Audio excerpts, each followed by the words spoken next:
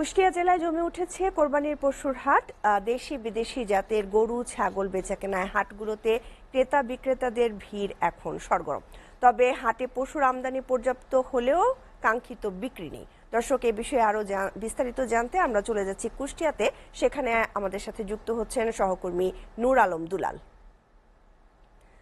দুলাল, কুরবানির হাটে বেচাকেনা কি শুরু হয়েছে?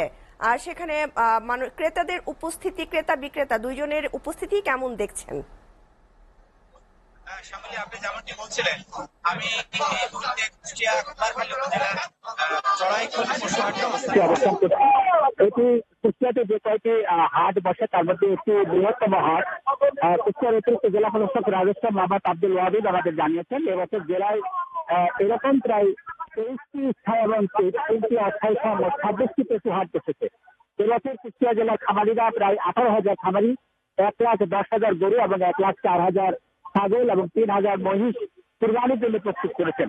75,000 গরু ছাগল এবছর আমাদের কুষ্টিয়া থেকে ঢাকা এবং চিটাগাঙে সরবরাহ করা হয়েছে কুরবানির হাটে বেচাকেনার জন্য।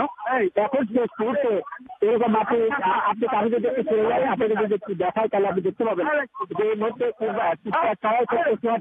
প্রচুর পরিমাণে দেশি এবং বিদেশি জাতের গরু এবং ছাগল আমদানি হয়েছে। কিন্তু আসলে এখানকার আমি বিক্রেতারা আমাকে যেটি জানালেন যে তারা আশানুরূপ দাম পাচ্ছেন না। সেটির মূল কারণ হচ্ছে যে তাদের গরু লালন পালনে যে খরচ হয়েছে তাতে 1,90,000 বা 1,60,000 টাকা বাড়ি পর্যায়ে যে দাম ছিল সেটা তারা হাটে এসে কিন্তু 1,24,26 এরকম দামে বিক্রি করতে হচ্ছে। এটাই কারো কারো অভিযোগ। কেউ কেউ বলছেন যে না, তারা যেরকম যেটি পেয়েছেন সেটি স্বাচ্ছন্দ্যে ভালো। এখন সবশেষ অপেক্ষায় আছেন যে এখনো তো কুরবানির ঈদের এখনো 3 দিন বাকি।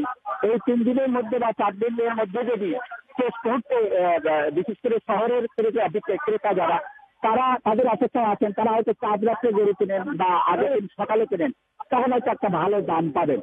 অবশ্য কুষ্টিয়ার অতিরিক্ত জেলা প্রশাসক অতিরিক্ত পুলিশ সুপার কমার জানিয়েছেন যে 26টি পশু হাটকে কেন্দ্র করে তারা একজন সাব ইন্সপেক্টরের নেতৃত্বে 6 জনের পুলিশকে নিরাপত্তা ব্যবস্থা জোরদার করেছে। এখানে এসে আমি জানলাম যে এখানে নিরাপত্তা ব্যবস্থা রয়েছে। এখন শেষ মুহূর্তে কেনাবেচা জরুরি হয়েছে, জাল টাকা সহ অন্যান্য ব্যবস্থাও জরুরি রয়েছে।